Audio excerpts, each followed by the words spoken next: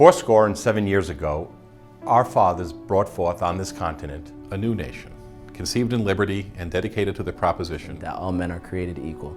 Now we are engaged in a great civil war, testing whether that nation, or any nation so conceived and so dedicated, can long endure. We are met on a great battlefield of that war. We have come to dedicate a portion of that field as a final resting place for those who here gave their lives that nation might live. It is altogether fitting and proper that we should do this. But in a larger sense, we cannot dedicate. We cannot consecrate. Cannot hallow this ground. The brave men, living and dead, who struggled here, have consecrated it, far above our poor power to add or detract. The world will little note, nor long remember what we say here.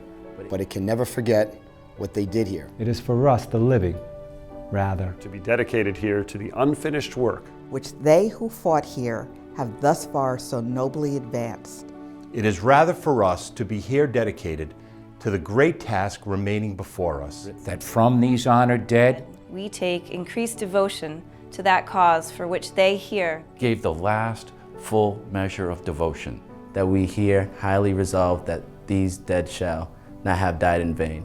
That this nation, under God, shall have a new birth of freedom. And that government of the people, by the people, for the people, shall not perish from the earth.